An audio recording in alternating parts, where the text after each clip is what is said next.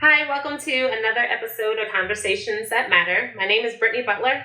And I'm Michelle Treese. And we're excited you guys are with us today. And we're going to jump right in. So what we'll do is have you introduce, who are you? Good evening, everyone. My name is Elwood Watson.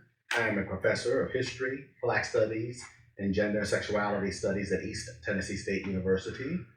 And I am the author of several books, and I am originally from Delaware, and I got my bachelor's degree and my master's degree from the University of Delaware, and I earned my PhD in American history at the University of Maine, and I have been at East Tennessee since 1997.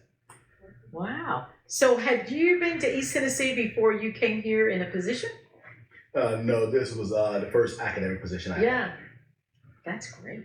What do you think about East Tennessee compared to Delaware? It's I beautiful. know. East Tennessee is a beautiful part of the nation, and Delaware has got its own beauty as far as, we have a lot of beaches there. It's flat, but it's a lot of beaches and a lot of, fair amount of open space and things as well. Delaware has that advantage. If you want major cities, you're in a really excellent location. You're not far from Philadelphia. You're not far from Washington, D.C., the nation's capital. You're not far from Baltimore. You're not really too far from New York City. So, if you want those major cities, you're in an outstanding, excellent location. Here in this area, you have Atlanta, you have Charlotte, and you do sort of have major hubs to get to. So if you want that, if that's what you know as well. But as far as Tennessee, the mountains are just beautiful. I think, East Tennessee, Western Carolina, one of the prettiest parts of the country. Now, I lived in Maine, as I told you, for 4.5 years. So, we're talking about beautiful places there. Northern New England is gorgeous as well. But I think, East Tennessee and Western Carolina give a lot of places a run for its money as far as the scenery, and it's got a very distinct culture, like in many places and stuff. There's a lot of Scots-Irish culture here, bluegrass music. Tennessee has a very, very rich music tradition. You got the bluegrass here in the eastern part of the state. In central Tennessee, you got the country music, Nashville primarily, and then you got the blues in Memphis. So, wherever you go throughout the state, you got a strong music tradition. Tennessee's known. And I like East Tennessee in the sense that we're a very unique school. We have a bluegrass program. We have a storytelling program, and we have a storytelling center here in Jonesboro, as well. So there's a lot of, very, very culturally distinctive things about East Tennessee State University and East Tennessee in general that make it a very attractive place, for people who are curious and, particularly in cultural and, Appalachian and Southern culture to explore. Yeah. Do you get back to Maine much? Not so much to Maine. I have a couple of friends in Maine, but I do go back to visit them. But mostly my family, like I said, I'm from Delaware. So, okay. So my family, that's I have roots in Delaware, so I can never leave that. But I have been to Maine a few times, obviously, to visit friends, and I stay in touch with those individuals. That's great. That's great. So, how did you get into history? It's an interesting story. I started off college as an English major. Okay. And I had a professor there who told me that I seemed to write more, I was interested in more in historical matters than I seemed to be in literary matters as well. So I had a couple people told me that. And at the University of Delaware at that time when I started in the mid-1980s, it was not what you call a very... the English at that time was more, very more conservative. It was like, Shakespeare. It was, as people call them, the dead white male. That's what the Department of Commerce probably was, which is fine. Dead white males deserve to be studied like anybody else, right. as well as alive white males and dead black males and dead white females and Latino, anybody else. Dead people are worthy of study. That being said, and that's what we as historians tend to do anyway, study people who are dead. Right. But I feel that it was more of a very staid department as far, and I was not necessarily interested in that. Nowadays, English departments have post-colonial, they have gender. They have all it's a much more rich diversity. There's a plethora of options you can have in English departments as well, and to the English department's credits, most radical ideas and humanities tend to come from English departments, initially.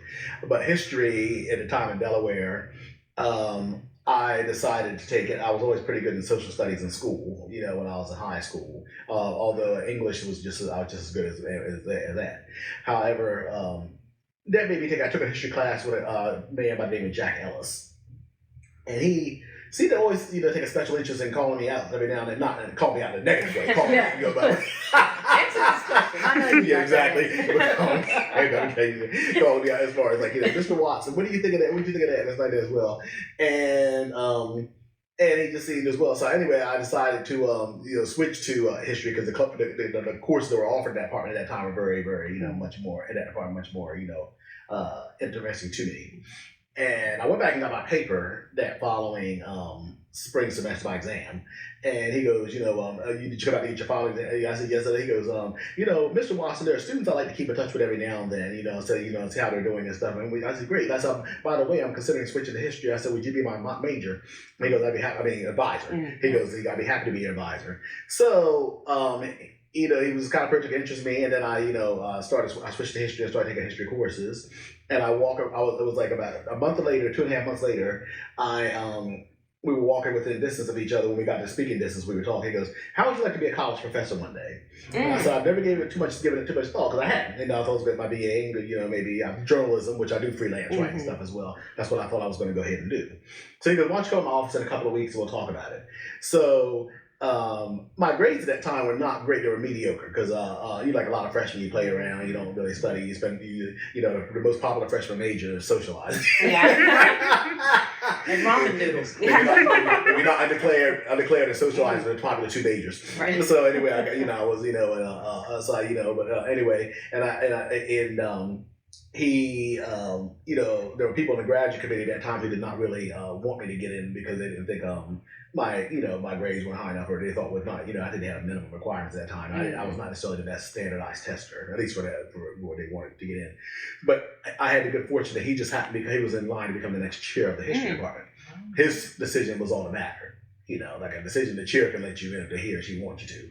So that's, otherwise I'm probably not there anyway, but I did. So like I said, I got there, and I decided I said, well, I wouldn't want to stop at a master's degree, or I want to get a PhD. So I said, one weekend, a lot of my friends were out of town. It was a really cold weekend.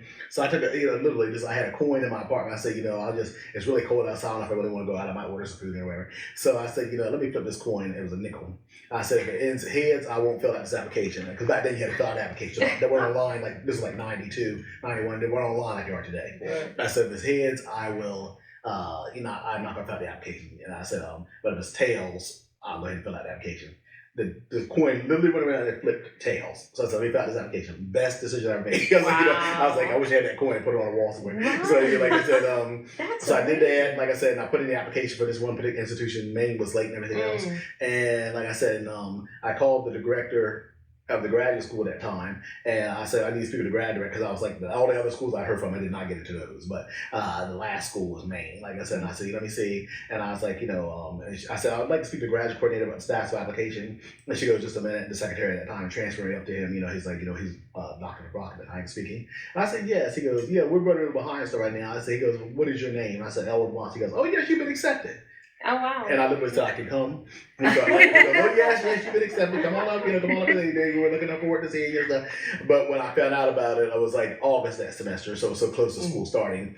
So I started in the spring, that January. Mm-hmm. But anyway, that's all that's what got me, and other story that got me to, so it was, a different tale getting me into becoming a historian, as well. So like I said, and I'm interdisciplinary, but that was that kind of that trail. That one professor took an interest in me. And another guy named Dr. Wanyanarvi Belova, who just retired last year. He was in Delaware. He started in '88 when I got there, but he took an interest in me and he supported me and stuff as well. So those two individuals were very, very supportive. And I've tried to do the same thing with students here over the years. I've seen students who are kind of, a little rough around the edges, like that as well, but I've help them get into, programs and stuff as well. Like I said, and I believe in paying it forward, right. And cause people did it for me, but I'm just saying, but I also look at people who, my philosophy is, if you can help anybody along the way, like I said as well, I say I'm one of those kind of professors that tries to help students, encourage students, and not just students, anybody, I try to encourage anybody, but I'm just saying, I'm not one of those kind of people that try to,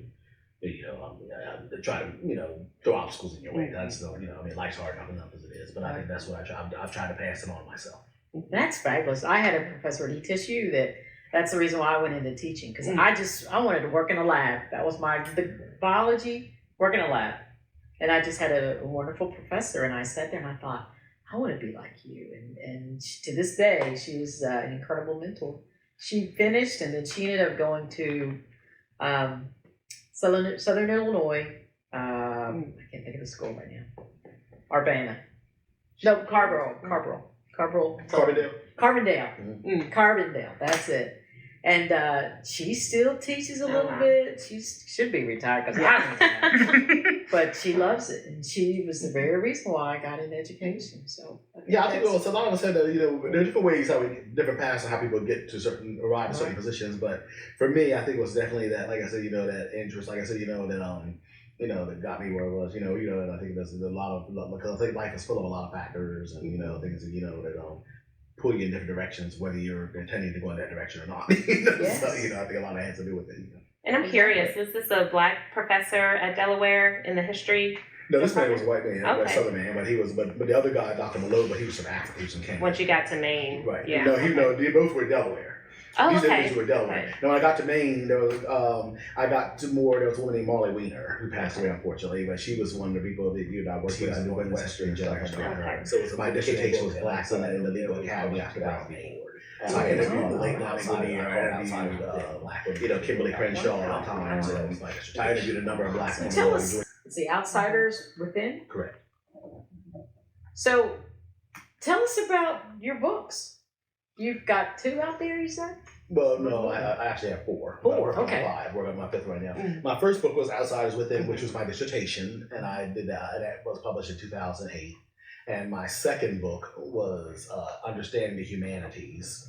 That was published by Kendall Hunt, publishing in 2012. Okay. And my third book was Keeping It Real, Essays on Race in Contemporary America, published by the University of Chicago Press in 2019. And my latest book was called Talking to You, Bro, Understanding, dispelling the myths that America puts on the business society puts on American men. That was published by Lasting Impact Press. Okay. My current project I'm working on right now is a group of Generation Men who are members of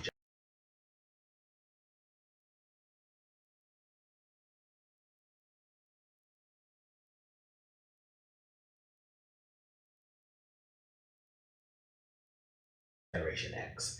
That was those of us who were born between 1965 and 1980. So I've interviewed about 40 guys, and I'm gonna, pretty much in the process of getting ready to write a proposal for it. But that's gonna be my next book. I've written a number of edited, anthologies. I've been co-editors, and editors of a number of anthologies, and a couple of co-authored award-winning articles and things of that nature. So I've had pretty successful career when it comes to the research side and the teaching side. I would say I've been blessed to get a job in academia because so many people do not necessarily. And humanities in particular, the job market is horrendous. It was bad when I was in school, so it was not great then, but it's even worse now. So I'm saying, so I think, I count my blessings every night that I was able to get, a job. I got a job at ABD. I was like, which is, all but dissertation, but I was also all but done. But still, I think, so I count my blessings every night, and I think that, I certainly got, I came down, and I think there were there were expectations for me, and I feel, without sounding arrogant, I certainly delivered. So I think, so I think that's what, I think that has a lot to do with it as well. I commend y'all for writing dissertations. I ain't writing one. Well, I haven't done it yet. Well, That's probably what I should be working on now. you're on the road. Well, as a historian, if you want to be a historian. Yes. Yeah. If you want to be, if you don't want, if you don't like to write, you should not become a historian, or you should even become an English professor. Because that's just, Right. But even beyond, you probably should even become an academic on the humanities side. Even on the hard science side, you're going to do a different, maybe type of writing, more technical oriented, but you still have to write up reports and stuff. Yeah. So, I mean, if that's writing is not one of your fortes, you need to probably academia. You might want to reconsider that. Yeah, that's exactly right. Now, your family, were they in the humanities side of things as well, or? No, my dad was a high school administrator, a vice Okay. principal, and my mother had a daycare. And stuff. Okay. And they're both deceased now. They both will be in their 90s. My dad started off as like a lot of people in those years, worked way up. He was in the middle school, and then he went to the high school, and then he went became a vice principal in '74. He passed away in '95. He retired in '91. Mom unfortunately passed away in '87. She took sick and stuff as well. And but no, you're talking about my siblings and stuff. Yeah, I mean, Bruce is the oldest. He's retired now. He's 72. Oh, he'll be 72 next month. He's in advertising. He was in advertising. For a while. And Marsha, my sister, she's also retired. She's 68, and she was in business MBA. She got an MBA. You know, she was you know, she pretty much was vice president of international relations for sales for Agile Technology. We used to be part of Hewlett Packard. My brother Eric, who passed away about 8 years ago, he was director of public works for the city of Plainfield. Then there was a 10-year gap. I come along. I'm a professor, you know. And then my sister Susan, my youngest, she's the director of health policy for the lieutenant governor of Delaware. You know, she does that. She's a direct in charge. She used to be director of the hospital system. And then my brother Steven's a business consultant. You know, he's got a BA in business, and he also is a business consultant as well. He has his own business consulting business. And he does, you know. And my sister Stephanie is. What number are we on? Seven of us. Oh my God. There's 6 of us now, but 7. So that was your mom's daycare. Oh my Steve and Stephanie, and Steve and Stephanie, they're twins. Like, okay. Steve and Stephanie, I just started Steve, but Stephanie, like, you know, she's about to become a superintendent, so that's my family. So, yeah, so 6 of us now, or 7. Yeah, so you have a big family. 4 boys and 3 girls. Oh wow. What about that? That must have been fun. It was two, because like I said, there was a 10-year gap between Eric and me. It was a 10-year gap. So mom had kids over 20 years. So by the time we were growing up and stuff, they were, you know, grown and had their own family. So we saw each other, we were close to each other, and stuff, but it was not it was not like 7 kids in the house. Yeah. Oh, right. It was basically 2 families. You know, mom and dad had raised those kids, and then they were raising us. Yeah. So I'm the oldest of the second set. You know. So. Gotcha. Oh, my goodness, that's nice. That's a big family.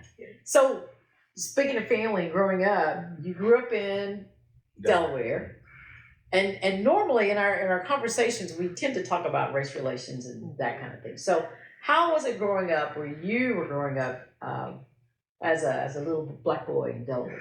Delaware, growing up, like I said, you know, Melford had racism like anywhere else. Delaware has racism like anywhere else. I mean, that's nothing new.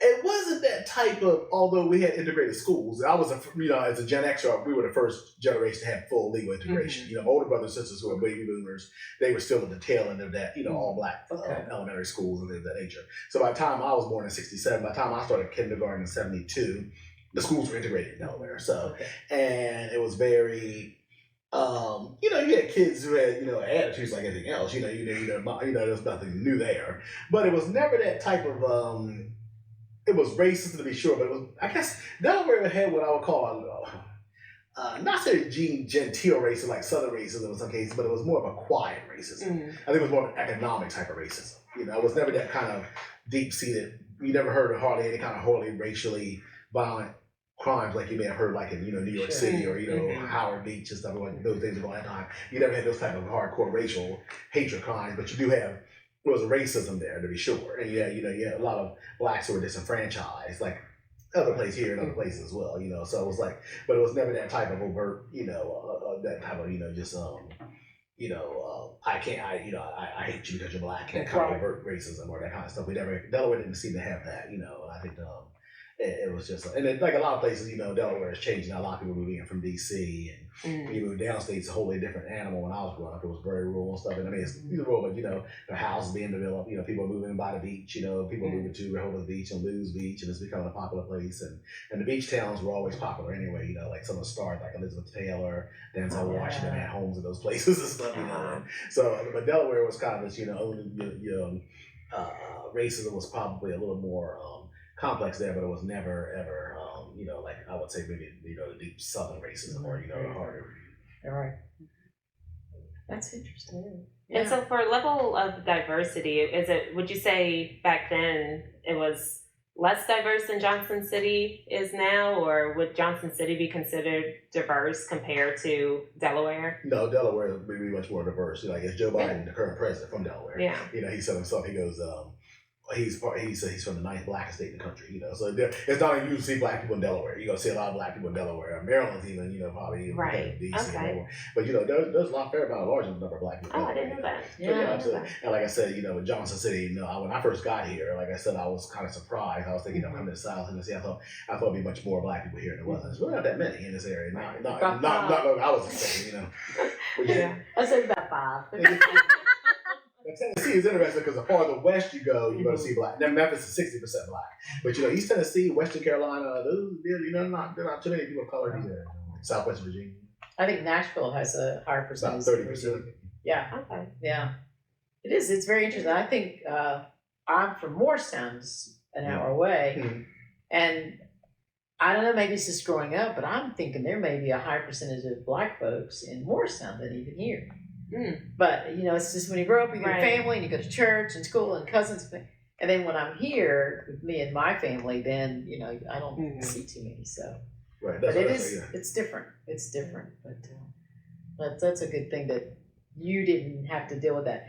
How about your older sisters and brothers, or your parents? Did they deal with race issues? Oh, I mean, my parents were born in the 30s, so they were that generation where they had, probably, never talked about it too much with us, but, it's definitely, the case. My father was, he went into the military, because my grandmother on his side was a domestic.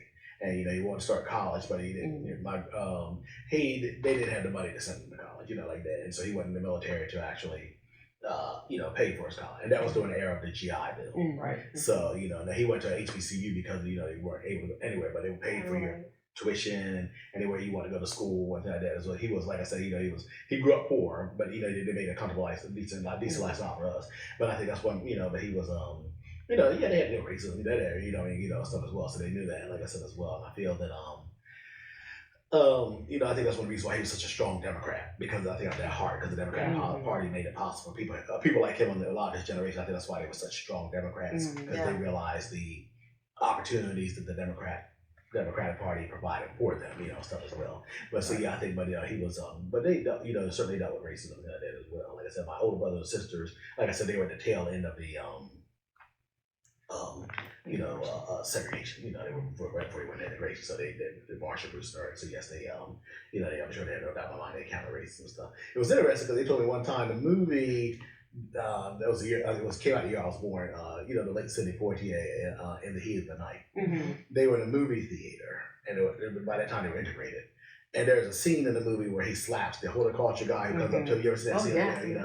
And he said, my brother Eric and Bruce Jerry talked about one time. It was like, it was almost like, he said it was a good sociological, psychological study, because they were young.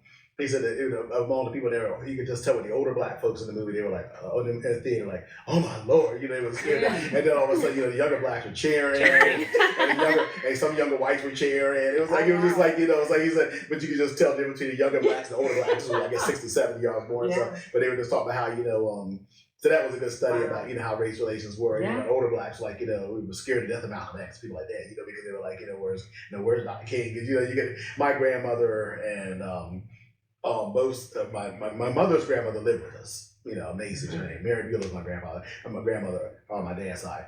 She stayed a lot of time with us. She'd come up at least once a week and that stuff as well. But she spent, so I saw both of my grandmothers growing up. My grandfather on my dad's side, mom's side, died before I was born. He died in '63. I didn't get to know him. And then my other grandfather, he died in 1991. He's my dad's father, but he lived in Florida, so we got to see him during the summers when he came up every now and then. But we definitely had, we certainly got to see our grandmothers quite a bit. Like I said, as well, I'm glad we did. Yeah, and that's like good. So one of them actually lived with us, so that was even so as well. But I think that, loving family. Like I said, we got along. Like any siblings, you have your squabbles and that as well. But we got along pretty well. Like I said, just a loving family growing up and stuff like that as well. But like I said, like racism, no matter who you are in America, I think a Black person, no matter where you're living, whether you're living in Nashville, New Hampshire, or you're living in New Orleans, Louisiana, no matter what part of the country you're living in, you're going to face racism no matter your level of education, your economic status, or whatever else. It's in the fabric of our nation. Right. A woman's the same way, no matter no matter where she lives, no matter how much education she has, she's going to be a victim of sexism on some level. No matter how you deny that, So I think that So I think that's just, I think women and people of color are going to deal with racism, sexism, no matter where you are. And as women of color, you deal with the intersection of both. As the late Pauli Murray called it, Jane Crow and Jim Crow.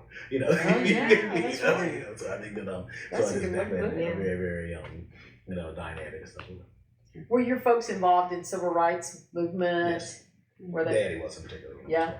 Was he on the Martin Luther King side or Malcolm X? King. I think he respects some of the things that Malcolm X said, said and stuff, but he also realized that King. I mean, this is, I tell a lot of people myself, people thought that King was maybe too conciliatory. No, but King was on the other way. Malcolm X certainly made some very important points, and he was a very important man, to be sure. But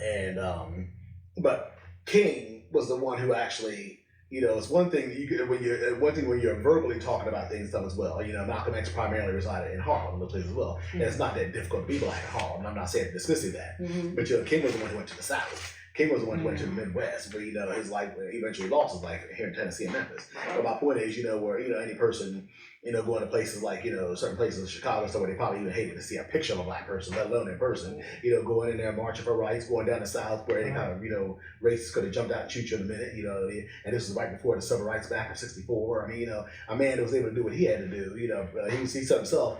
He said that he told Andrew Young, his friend, King said he told Andrew Young one time, Andy, you're too well adjusted. And I think people are laughing at it, but I do think there's something to be said for that. I mean, Martin Luther King Jr. had to be abnormal on some level. That's not a bad thing, because no normal person would have done what he did. You know, he had to be abnormal. And I'm saying it was. I think it was good he was. But thank God we did have abnormal people. You know, I think because abnormal people are the ones who would have done it. But no normal person would have done what Dr. King done. Yeah. You know, they had to be. You know, he had to be abnormal on some level. You know, and, you know, whether he was chosen or dynamic and stuff. But the reality is, you know, King was one of the reasons why we spearheaded the Civil Rights Bill of '64. You know, the Voting Rights Act of '65. You know, that was if you were living in the South at that time, you were living under apartheid. Yeah, like the old South Africa. If you were living in the South at that time, you were under apartheid. You could not vote if you were black in the country. I mean, a few could, or if you couldn't, you know, you had to recite some kind of arcane passage of Constitution, or how many bubbles in a bar. In some cases, outright legal violence to prevent you from doing it. So I mean, but think about it, you had to pay taxes. You went to war and everything else, but you could not vote.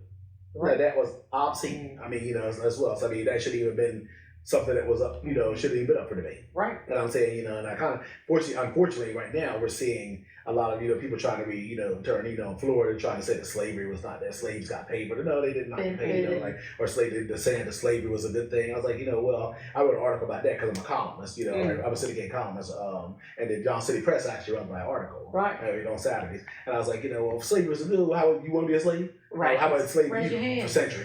You know, for your life, you know, it was so great, it wasn't that bad, you know, I was like, you know, so it was just, you know, nonsensical, you know, it's bad when black conservatives kind of come out and say there was nothing good about slavery, you know, because they don't say too much about it, you know, they try to tell the lines. Tim Scott said there's no silver lining in slavery, and Byron Donalds was about as right wing as you can get for it. He said you got to be a fool to say slavery is good. Right. So you know, when black conservatives come out and you know, right wing blacks, you know, you made a mistake, you know, and stuff as well. So I think that, so I was like, I don't even know why anybody think that was, you know, I mean, they don't want to acknowledge the evils of it, you know, but I was like, you know, there's nothing good about us enslaving anybody, okay? You know what I mean? So that's, you know, and I think that, so yeah, I think that, you know, I talk about the history class and stuff as well. You know, a lot of students, you know, they feel it makes them uncomfortable. You know, whatever. That's what the reality is. You know, it is a lot of history. When you talk about history, it is uncomfortable. I mean, you know, when you talk about, especially talk about race and gender. I mean, it would be nice to say everything was blue skies and apple pie, but it wasn't. Okay, you know, the reality was a lot of stuff when it deals with, you know, so history, take Southern history, race and gender, was ugly. It was violent. It was rapacious, and it was, you know. There are good things about it too, but the reality is it was not, you know, it was not a pleasant experience. You know? Yeah. Do you have students in your history classes today that will counter something that you say about Black history, or something like, you know, we have people now that want to, you know, why we don't need to be talking about Black history. Do you have students that will? And so, which courses? Yeah. Well, there's something to do. Lately, I've been teaching a lot more. I do a lot of, you know, pop culture courses, and I've done, you know, I do a class every now and then called African American History: The Great Issues. And I just did, I'm in the process of putting some books in the catalog, Black Thought and Philosophy, Black Feminism, so those type of things, you know, stuff as well. So I'm looking to do those type of courses. But yeah, I mean, I've had kids, you know, people in the past, older people, you know, even younger people, you know, trying to debate, you know, slavery and stuff. You know, you get students, probably people who are on the right and stuff as well, like, you know, so as well come in. But I love having conservative students in my class. I like art anyway, so you know. So you know, in a respectful way. I'm not. I don't insult them. But I think I'm able to make them, you know, think. And that's not even just the people on the right. There are people on the left who sometimes just a narrow mind. I mean, you got, you know, I've had to tell you, you know, I had to get a couple of students, you know, like, you know, and I think the teacher told me, and then the student told me this, and she goes, you know what? I realized the way you talk about it, I'm a pretty open-minded person. And I said, you know, it makes me really think about things. I was like, you know, just, you know, there's more than one opinion. Just because your opinion, that's what we all have opinion. I said, you know, just because you have a right to your opinion, but so-and-so has just as much right to their opinion as you do to yours. And I think a lot of times we've had this kind of, if you don't agree with me, then you're wrong. Or I don't want to, it's that social deficit that we got to be very careful about, you know, I mean, and we live in a society today, I mean, look, you can actually just, you know, you don't even have to, you can watch television that caters to your ideology, whether it's, you know, Fox or MSNBC or, you know, newspapers and blogs, I mean, it's like, you know, you don't even have to listen to the other side, you know, years ago there was at least a fair, but now it's like, all you got to do is get news that's going to pacify your people, and pacify, you know, and I think that's a very problematic thing on many levels, because you don't really, it amounts to a social deafness. People are not willing to, you know, we have a tendency right now, I think, lately to be talking at one another, not to each other. And there's a difference when you're talking at people as opposed to them. And we have to get back to that society where we're talking to each other, not as opposed to at. Do you find that students,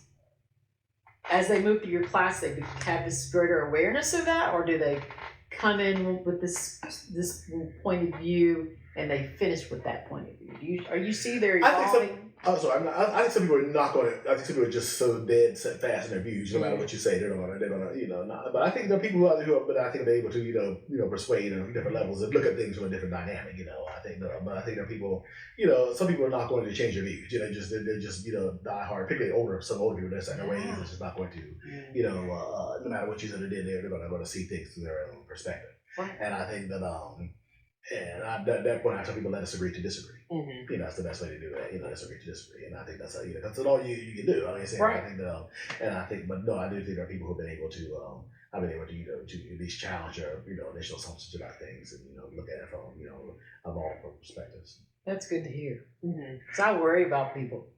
I mean, I'm really concerned. So. Well, remember we had that retired professor that lives in your neighborhood like a year ago. Ken Majeski? Yes. And he was talking about how hard it is in the classroom because truth isn't truth to people anymore. It's like truth is whatever you want it to be. And just the challenge of that. Yeah. He was a political science chair for a long time. That's right. He lives in that same neighborhood where I am. So, fun story. I was watching Roku, right? And there's a channel there. It's like Black News Network or something. So I'm just, you know, just bouncing. And it's a couple, 3 years ago, I guess, and there was a Zoom meeting on. There's like 6 panels on the screen. Dr. Watson. I was like, I know you. Settled in. Look at you. So this was on TV? This was on YouTube? It was on Roku, which is a streaming channel. I cut my cable. So you buy the whole Roku, plug it in, and it's download all these apps. And the station that I was watching is like Black News Network. It's not Grio, but it's a Black News channel. And you were part of that panel. So how... Was this a Politicon or? Something like that. There were all black faces. There were men and women. There was a host. Was the guy named Jason Johnson was the host? Because I was a Politicon about 4 or 5 years ago. I think it might have been that. And then it was Eli Meestyle from The Nation magazine. He's on TV. They're both on MSNBC a lot. I was at Politicon, which was in Nashville, but I was on the panel with him, Eli Meestyle, Jolena Maxwell. He used to be on NBC Peacock. I think that was the group. Okay, and then Tim Wise, who's a white social activist. And I think it was a 5 of us. We were talking about race in America. That might have been a panel. I mean, I'm trying to remember. That was a panel. I was on with 7 people. And I was asked to come. I was surprised to come because I didn't, you know, Politico, I guess somebody saw one of my articles. I posted them on Twitter and stuff. But I mean, so that was in 2019. And Politico, because of COVID, stopped. But I hope they revived again. But it's like where everybody meets all, you know, I think I saw Ann Coulter there. I saw a lot of people there. You know, people from all across the political spectrum come. It's called Politicon, and they put me on a panel with those individuals. Okay. Well, you know, and I mean, I was honored. I mean, you know, he teaches at Morgan State University. Jason Johnson, you know, Eli Style writes for The Nation, and Zerlina Maxwell. Yeah. She was on MSNBC, Peacock, I guess, which is not on TV, but I think she left. I don't know if the ratings did quite as well, so I'm not sure. I think she does run a show on YouTube and stuff now. And then Tim Wise, you know, who he is and stuff. And I'm a syndicated columnist. I'm a syndicated. So and is it because of your columns? Because no, at the time I was not syndicated at the time. Okay. But I wrote a column for Medium. I used to write for Medium. I write for Medium still. And I think I posted it on Politicon. I just posted that time here and there. And a woman named Britt Kahn got in touch with me and asked me would I be willing to come to Politicon in October. And I said, okay, I've never done it before. And that's how I got in there and stuff as well. But now, like I said, you know, people see it. But that's how it became, you know, otherwise I kind of didn't even know about Politicon existed until that came. Until that. Well, Dr. Watson writes some of the articles. I don't know if you guys get the press. Do y'all get the press? I read them. So tell us about how you got into that. Let me preface it with, he writes great. It's an op-ed. Is that what it is? Mm-hmm. Like the latest one was about how Trump thinks he has all the black votes. Because of the shoes. Because of shoes, as well as he's been under indictment. he's been indicted like black people are indicted. So we have that jump. So tell us about your op-eds, because they must be everywhere. Well, they're in a Kegel syndicate. It's like several. They have several columns. If you go to Kegel syndicate, you'll see actually Ronald Reagan's son. His oldest son writes for them. Christine Flowers, Richard Pullman, who's an adjunct professor at the University of Pennsylvania. So it's about 12 or 13 of us who write for the college. Who write regularly for them. But our columns are syndicated. That's what they call it. So they're in like 100 some newspapers across the country. That's more of a right-leaning readership. However, so all of those other people are also kind of right-leaning. Like, well, I always get nervous Dick about. Pullman's left-leaning. Okay. Nick Pullman seems toward the left. And I'll tell you a couple of them a lot. Some of them write about non-political stuff, about families and stuff. So I mean, they got different writers and stuff. Yeah. So what I did was I took clips of things, like I said as well, and sent them to the guy who was in charge, Mr. Turner Robert Chanel, and it took about 2 weeks to say we get back in touch with us. So I let him see some of the stuff I've written over the years, on trigger warnings and that stuff as well. And he goes, I like what you have to say, and be happy to bring you on Syndicate Column. So thank you very much. Like I said, it doesn't pay. At least but you're in a lot of newspapers across the country, so so that's a lot of exposure. And but I think that that's what I write about. Politics. I write about gender. I write about a lot of things. Like I said, I write on. But I get like I said, it's a right leaning reader to shell. One guy in New Mexico emailed me and said, I've seen your columns. Like he said, I'd like to start writing in my newspaper if you don't mind. He said, I was like, I said, you talk to my boss about it, that'd be fine. He goes, I like steer things. Like we have an ultra right readership here. I said, and I said, well, thank you very much. I said, I like to put in quotes, fix things up a little bit. And he was like, he started laughing. But I was like, I get emails from people like I'm a blue person in a sea of red out here. Thank you for your columns. I really appreciate it and stuff. I really appreciate it. You get other people, people hate what you do, and because they're more far to the right. I've been called a communist, and like I said, it's just like you radical leftists, you're destroying the country and stuff. Actually, somebody wrote at a local newspaper how they here at the Littlefield in Jonesboro, how they were getting sick of my columns or stuff. Oh gosh! So you have to read it. You don't have to go online and check them out. I love your articles. Wow. And Ed Wolf is another one that writes on there. So I don't know if you read his column or not, but he's more of the religious swing, but he's got good stuff. I'll say this. I mean, I get the John City Press, pretty much every day. Like I said, but they ran my because like I said, I have a partnership with Kegel and stuff as well. I said, but they run a paper. It's me, like I said, usually I notice how it's interesting on the paper because on Saturdays, like it says from the left. From the right, what I'm saying? Yes. From the left and from the right, And I think, Josh Hamer writes for Newsweek, and then they have Christine Flowers, is one of my Kegel co-writers there. She's one of the columnists. She's from the for the right. So I was like, I think that and then but it's usually on Saturdays. It's me, Nick Pullman, and then Susan Estridge. I know that she writes for Creators. Okay. Which is a different syndicate. There's several syndicates out there. But I write for Kegel right now. The Creators is another, and then there's United Feature Syndicate, and then there's Tribune Media Content, stuff as well. Right. But I told my dad one time when I was about a teenager, I saw an article from the late Carl Rowan, who's from Tennessee, by the way. He was from Tennessee, McMinnville, and he was. I said, look at this guy. He was a syndicate columnist. I guess he had a very distinguished career. Worked in the Kennedy administration, worked for Andrew Johnson, but he became a syndicate columnist. He died in 2000, but he was. I told my dad, I said, look at this column here. I said, this is really, I was like, I never read the newspaper that much at that time. He goes, he was a very prominent black man. So that's why I started reading his column every time because the Delaware State News carried it. And I said, this is what I want to do. I want to be a journalist. And I told my dad, I said, people asked me, I said, I'd like to be a syndicated columnist one time. I was like late teens, I did as well. And people, that's a high aspiration. Like I said, and a couple of decades later, it became reality. So, thank you God, So, but it was like, I think, I work, I just became one. And like I said, because it is difficult to become syndicated and harder than ever, because newspapers are dying. I mean, most people have their own blogs now, and you can still make a name for yourself with your own blog, don't get me wrong, and you can do quite well. But I'm just saying that, syndicates now, like I said, are nowhere like they were in the 80s. It's like that as well. They're much more. It's hard to become. Never been easy to be syndicated. That's not a given. But it's even much harder now. So I say, thank you, Lord, I get the exposure here and there and stuff in the world. But we'll see. Like I said, I might move to other, try to see other syndicates. Might go my column down the road or whatever. So. Well, they're great. They're great, and I was thinking in my head, We should have you and Ed on because you guys are both on the same side of the newspaper, I should say. Well, I appreciate it. Yeah, it's good stuff because you guys have to check it out. Most definitely. Did you have a lot of, I guess not a lot, or many teachers who were African American, Black growing up?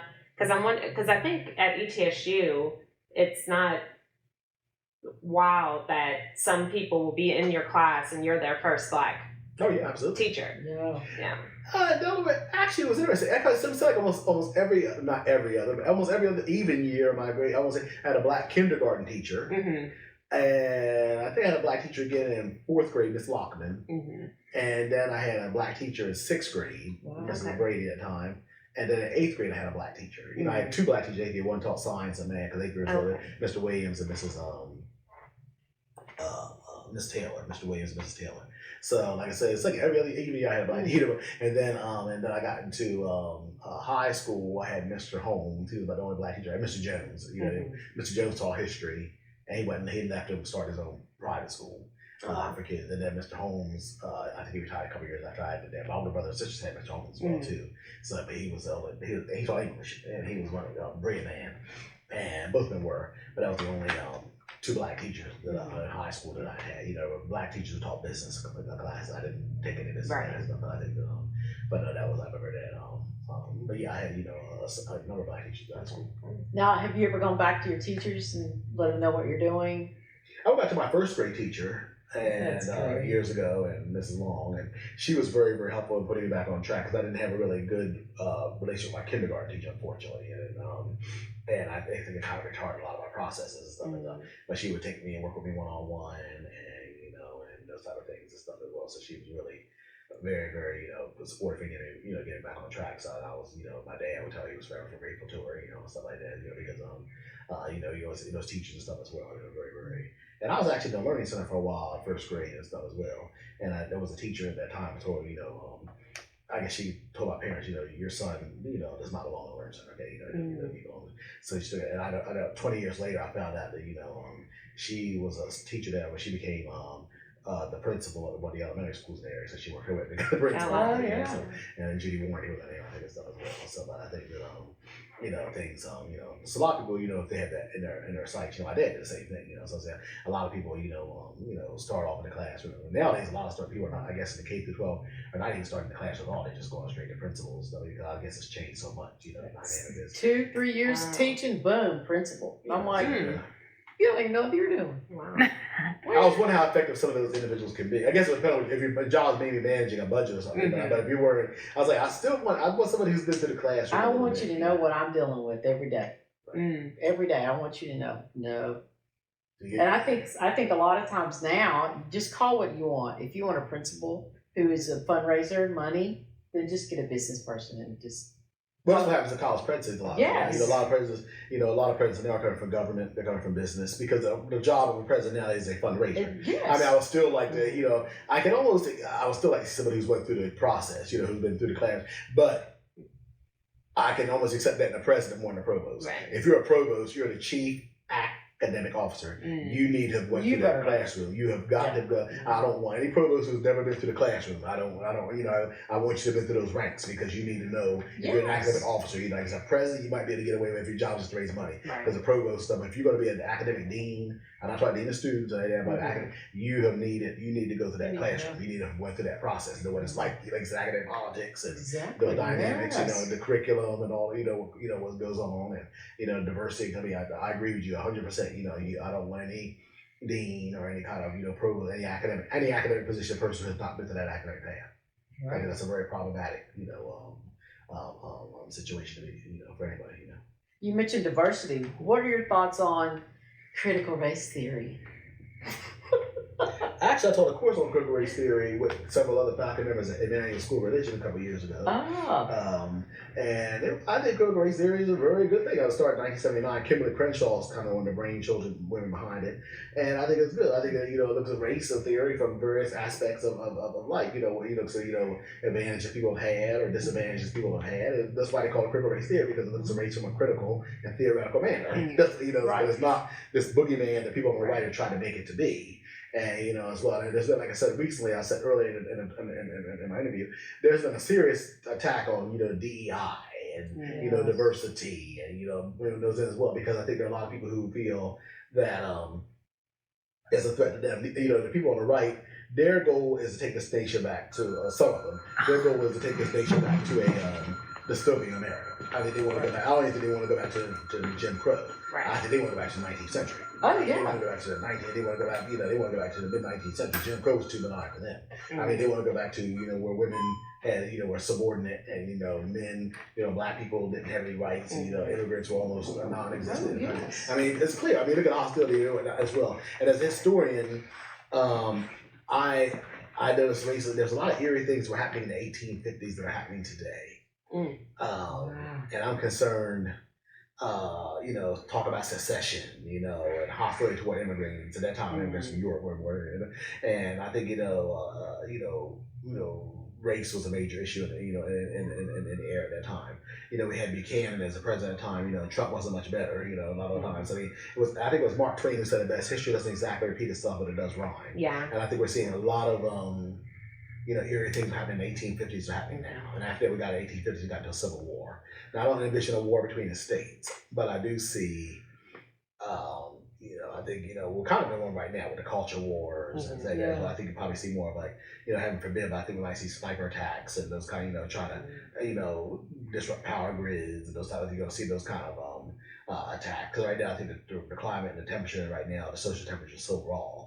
And I think we don't really bring that down a little bit right now. I think it's very bad. As a matter of fact, a couple of who was it? Went to the White House with the C President Biden, several historians, and talked about where we're at right now. Because, like I said, they know as well as I do. I mean, as those who study history, we're in some very rocky times. Democracy is on some very, very shaky ground. Now, I know that sounds apocalyptic and stuff, but that's where we're at. And like I said, one of my books, I keep it real. Okay, I'm not going to sugarcoat where we're at right now. We're in danger of losing our democracy. If we don't get it right this year, 2024, I think this could be the last election that we have in a long time, unless it becomes a very, and I think things, and in order to preserve it, things are going to get really, really ugly probably if we don't. So I think we're in some really rough times right now if we don't really. I think all these people talk about Biden's age, so well, Trump's only 3 years younger. I mean, so what? It was like I think I don't know if the media realizes where I think they're being kind of very responsible on some level. I mean, it's like because if they have their way, do you realize you guys would be the first people being subverted? What you couldn't write, what you want to write about, talk about what you want to write about. I mean, so they should have a vested interest in trying to explain the dangers of what we're in. Yeah, I heard that recently about reading the history back then, and people are like, "Oh, I would never let that happen," or "I would do this if that happened," but not realizing it's happening right now, and all these things that seem so far away and that could never happen, are happening, and it's like, okay, just like you said, I'm nervous. But yeah. I am. I'm really nervous. Well, I think so many people are just, they have to work, they don't really have time where they have to, they work two jobs, and trying to raise kids and stuff. And I think they're just really, really, I think they're oblivious to it. And I think the people who are behind this, a lot of them know that. They just say, they won't be aware. They don't even know what we're doing probably. I think, and I think there's that dynamic. I think sometimes people wake up when it's almost so late, whatever, I guess it's better to wake up late than never. But I think that's kind of where we're at right now. And I think we're in a very, very, democracy right now is a very, very perilous state. Yeah. So yes, I think we're all right to be concerned. We kind of really fight to, and I try to fight to my columns. I try to fight, but I tell people, wake up because this is not, this is not usual. And I feel those who could vote in 2016 and did not. You're responsible for the overturning of Roe v. Wade. You're responsible for the dismantling of civil affirmative action in college admissions. In some cases, private schools are going to do what they want to anyway, so it won't affect that as much. But I'm just saying, you're responsible for a lot of dynamics because elections have consequences. People, how many people in 2016 did I'm not voting for Hillary because Bernie's my man and all that, that kind of stuff. And I had people I think a lot of people didn't vote for Hillary in 2016 because they figured that she was going to win anyway. And if she woke up there, something happened, if something happened, at least I told her I didn't like her anyway, that's what it would say. So I had no problems with her. But then the next day when they woke up or, saw their media feed 3 of that morning on 2016, President-elect Trump Oh my God, I had a friend actually called me from Oklahoma that night. And he said, what are we gonna do? What are you gonna do? I said, I'm gonna get a little. What are you gonna do? I'm gonna get my phone. I mean, and people in cities, marching 2 or 3 days later talking about not our president. Yes, it is, because you all didn't vote. He said, the Obama kept telling you about Barack Obama. Okay, it's good to come see you, but get out there and go vote. Go vote. You better go vote. You better go. And I think a lot of that was a dynamic with Hillary Clinton and stuff as well. I don't think people cared about her emails when I don't think most people cared about that. No. And people say it was her email. That wasn't her email. I think Hillary Clinton, the candidate herself, was problematic. I mean, I like it, but she was not a good candidate. A lot of people, why would you run somebody that you already knew had a 50% negative rating? I mean, you knew we within the Democratic establishment, she wasn't popular among young people. She wasn't necessarily popular among younger blacks or young people of any race. But she wasn't even popular on certain segments of women. I mean, so my point is, I'm saying that why would you nominate somebody that was a known quantity? There was also Clinton fatigue. I think there was a lot of other factors that are happening there and stuff as well. But I think she was just the wrong candidate. I think that 2016, unfortunately, would have been a good candidate. I think for a number of fresh faces to come in. What we saw in 2020. I think 2016 would have been an opportune time for the Democrat Party to redirect itself, and I think the Clintons kind of hijacked that. And I think a lot of people are still never forgiving them for that in a lot of ways. But I think she still could have won if people got out and voted. Yeah, they just didn't want. That's the thing. I think a lot of people say it's not about getting people registered to vote. It's about getting them actually out there to vote. Correct. Like I said as well, because a lot, that's not as well. I think that it is. I think it's just really, really, a factor. I think young people actually in 2022 made the difference for Biden. Because people said they went to cities like Los Angeles, they went to Minneapolis, all across the country. They said there were young people around the block standing in line waiting to vote. And I think there's no doubt in my mind that was a difference. That's why if President Biden's got any sense, he had better address issues. He better get on them student loans for those young people. He better direct them, because you mean to tell me President Truman in 1948 integrated armed forces with a stroke of a pen. Lyndon Johnson put that in with Congress with a stroke of a pen in the Civil Rights Act 64. You mean to tell me people can do monumental times a day and you can't sign executive order to get rid of student loans?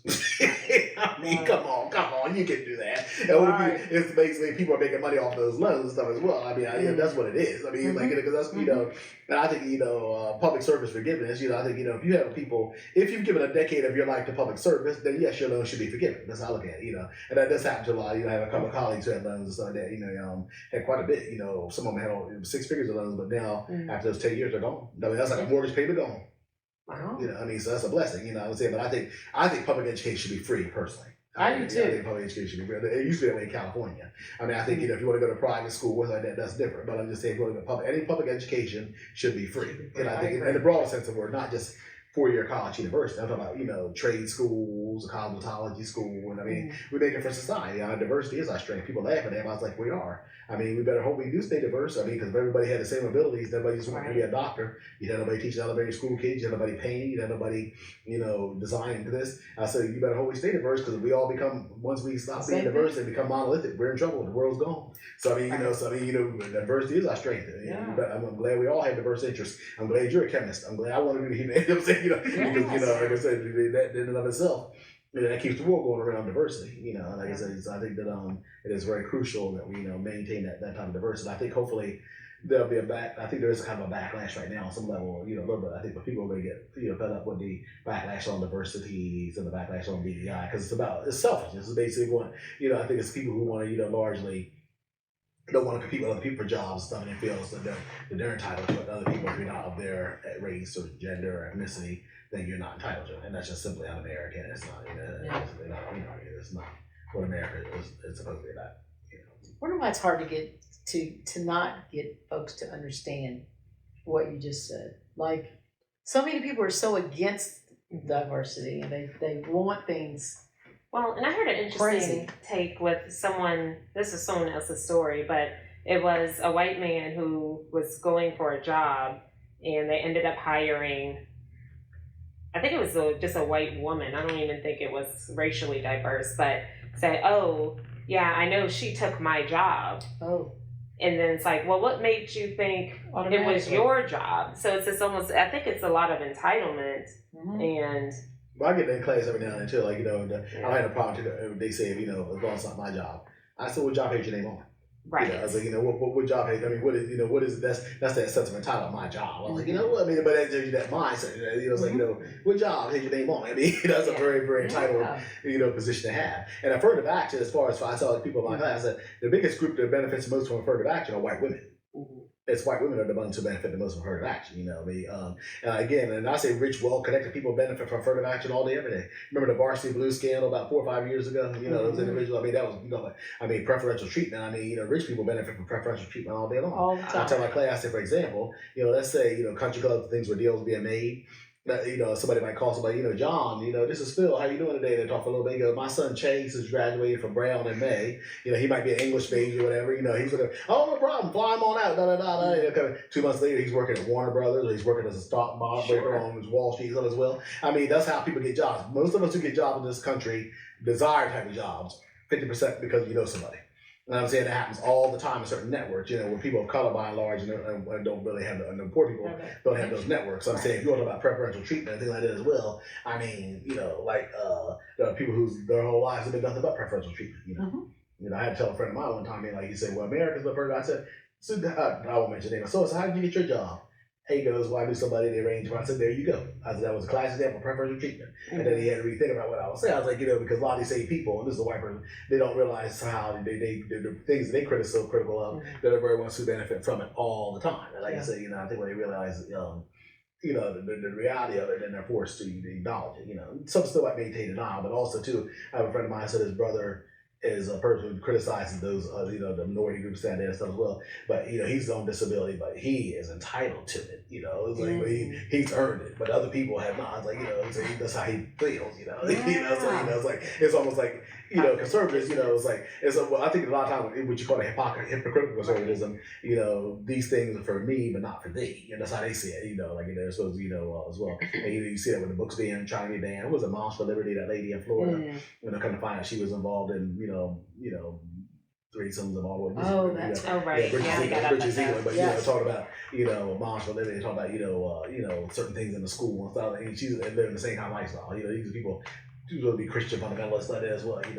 So I mean, my point is the hypocrisy among some of these people are just it's just really it's amazing. It's like so I mean, but to be honest, I'm not surprised because it's like Southern. I think there's always been that kind of conservatism in different parts of the nation. In the West, and even in the far north, it's that kind of libertarian. Give us our guns and stuff. Just stay out of our business. Leave us alone. We'll live off the land.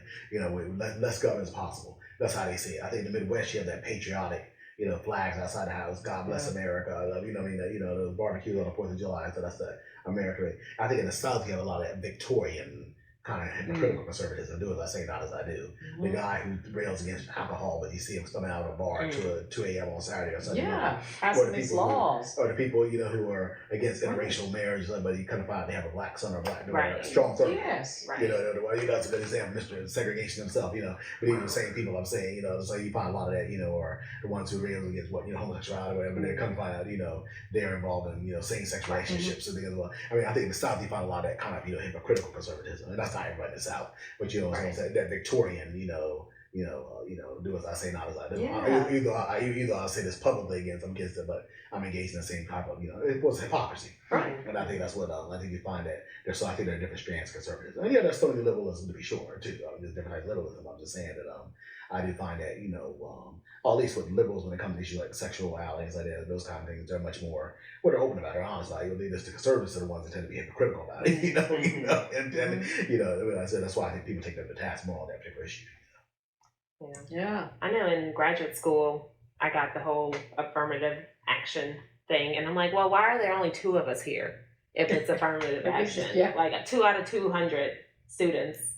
That must not be very effective affirmative action if that's the only reason why we got in. That logic, it must be failing miserably. Right.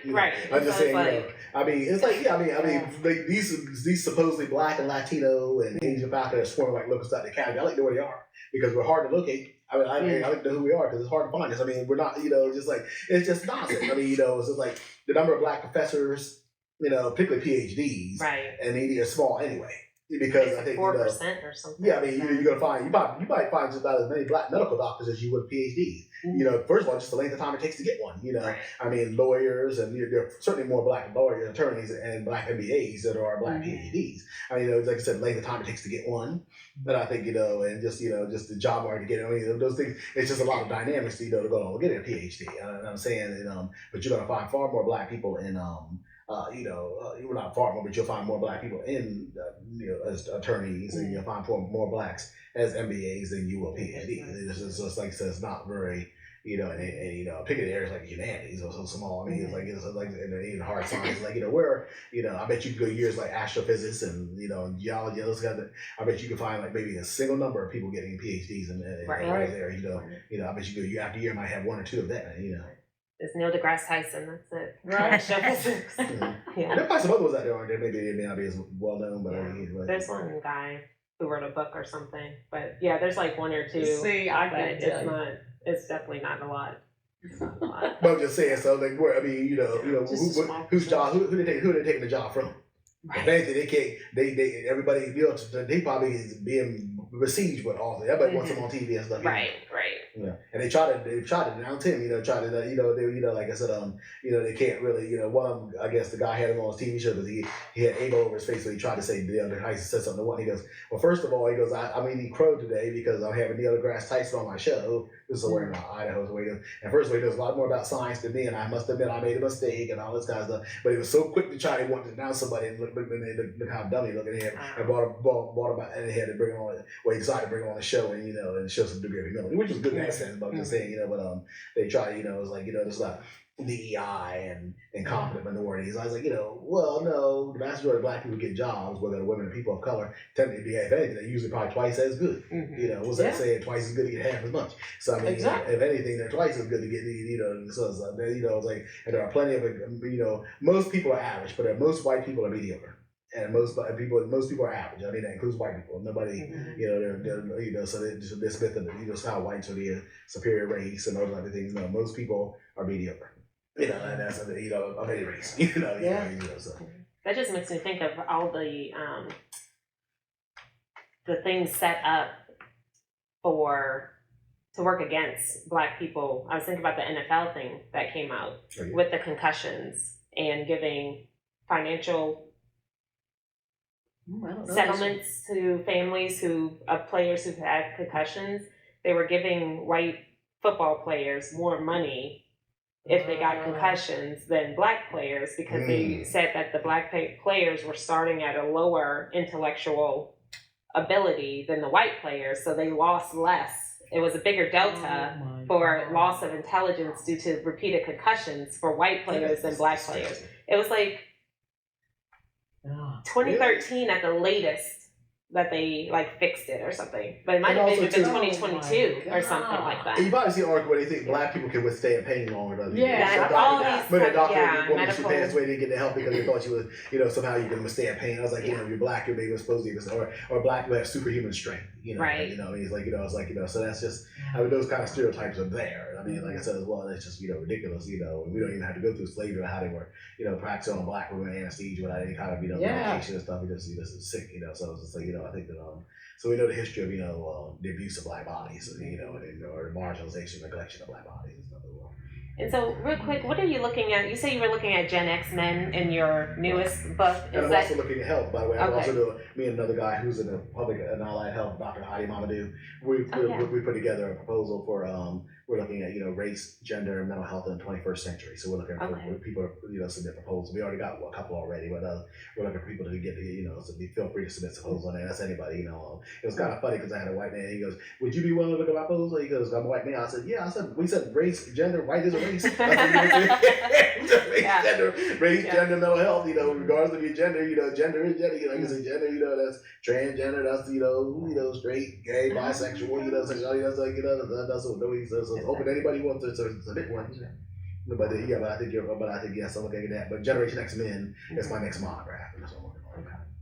And is there any particular I guess, themes or anything you're looking to come out of one that? of them, I interviewed a number of guys who actually we were relatively religious. So one chapter's going to probably be, put in jail. They're called Judeo-Christian Brothers. Oh, okay. And one, I interviewed a number of guys, a couple of men of color. So Jack, men of color, brothers of color, and I'm like, there are a number who are actually LGBTQ. So we're looking at LGBTQ. So I think I've got the chapters getting into chapter 7 and stuff as well. So we're looking at those type of things. I think it's blue collar brothers as opposed to white. Right? So I'm gonna look at those lines. So I think it'll be a number of new chapters. So I think that I'm hopefully I think that we'll get a proposal done probably sometime by May. Like I said, and get it going because you got school and everything else. But I think it'll be. I'm sure there'll be some publishers be interested in getting So looking forward to that. But that's my goal. Like I said, they can say a lot about me when I'm dead and gone, but they can never say I didn't publish it. There you go.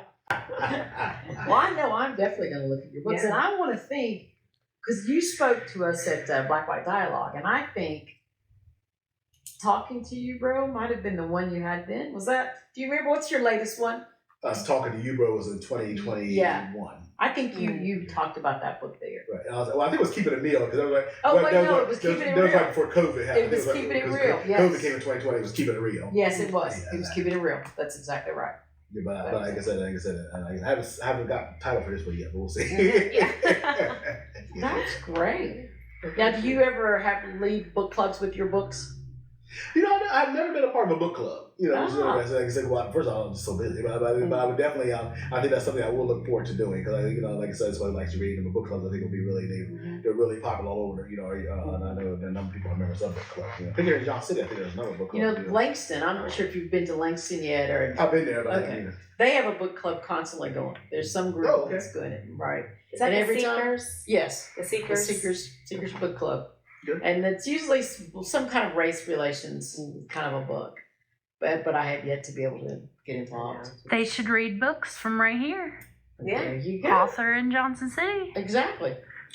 Exactly. I think there's a lot of access to a lot of things. People we live in a world where a lot of things are online now. So have a lot more access to get things. That doesn't mean everything online is good, right. But you have access to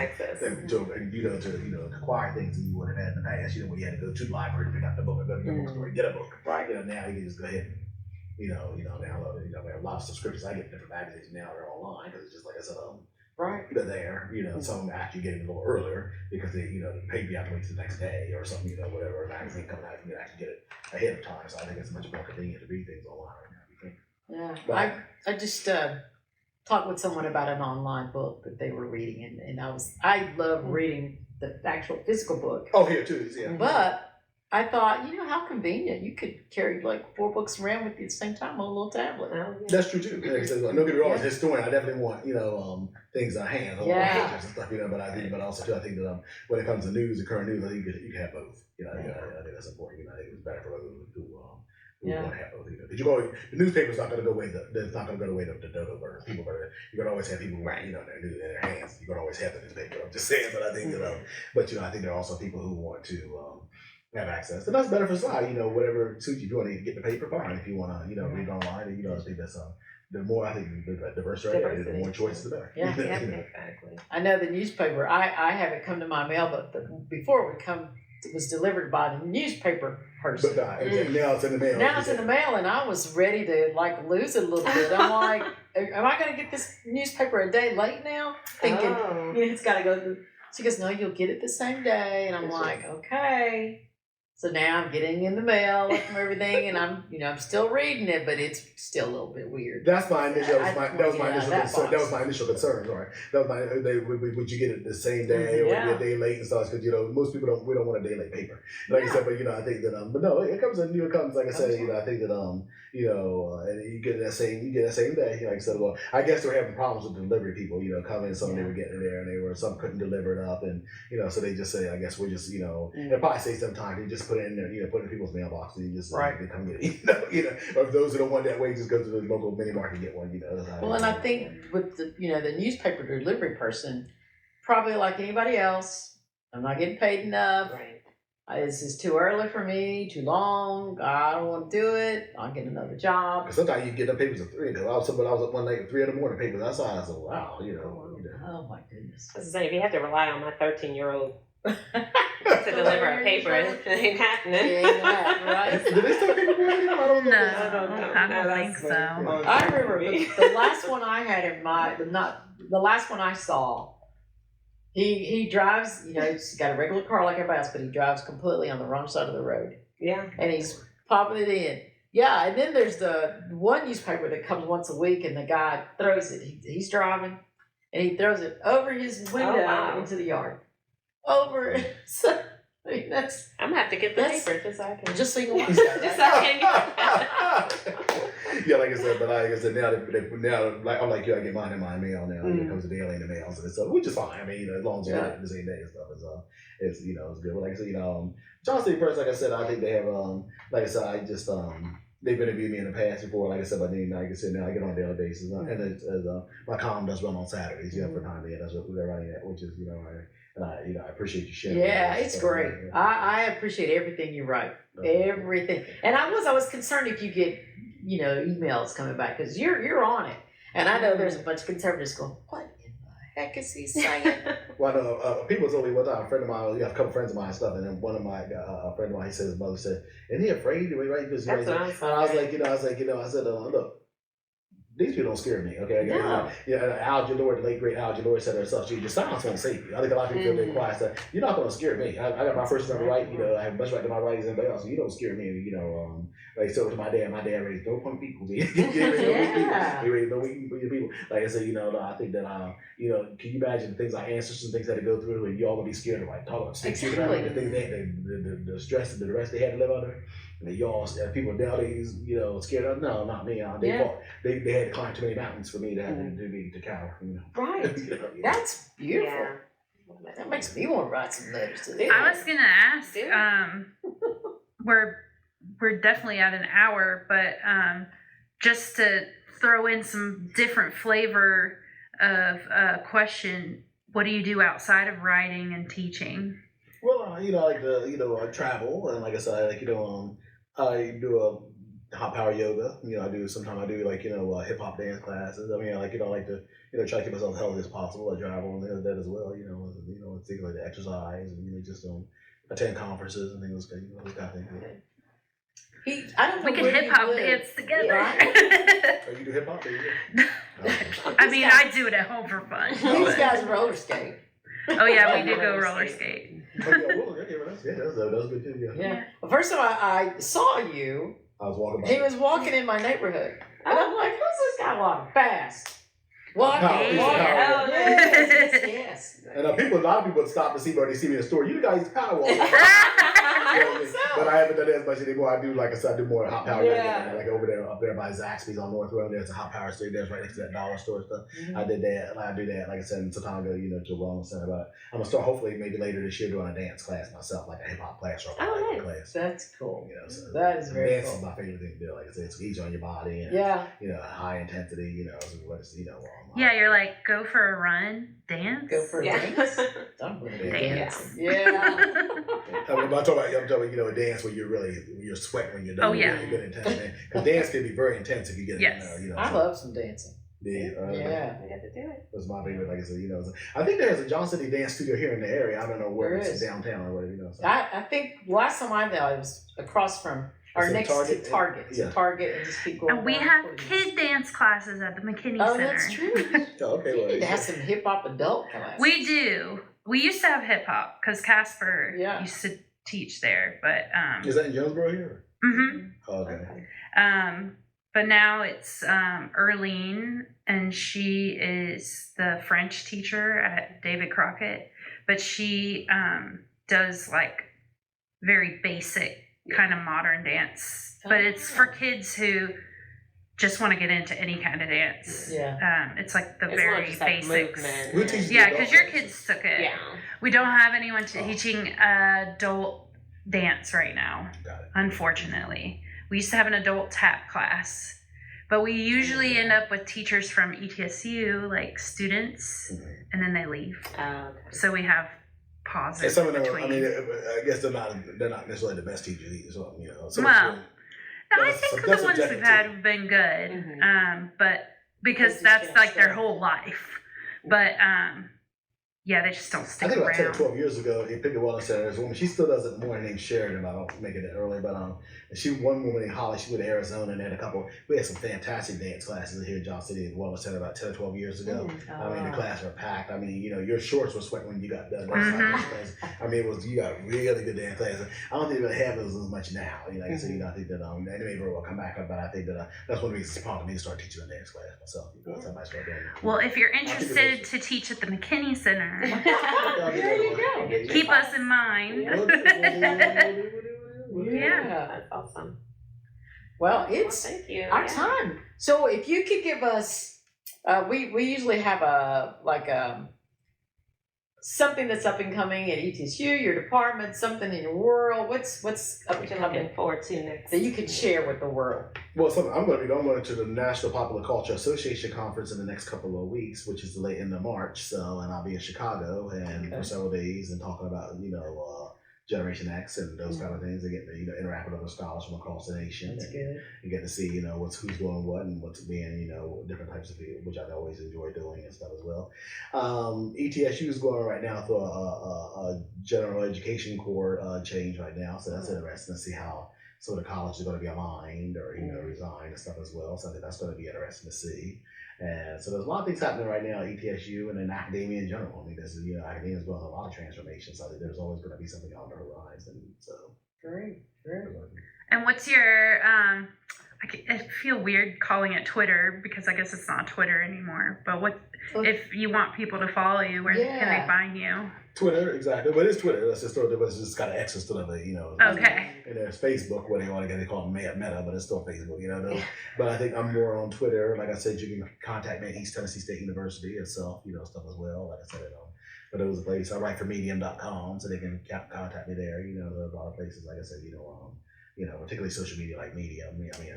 People like Twitter, those kind of places and stuff. They're easy, not hard to contact me at all from there. Great. Awesome. This is great. It's really cool talking with you. Likewise. Yeah. I appreciate it. This is great. And you handled it all by yourself. Yeah. Usually we have two people. Yeah. I'm like, I think this guy can handle it. Who was it? Great. Oh, do you want to say bye? Yes. Bye, folks. We'll see you next time. Thanks.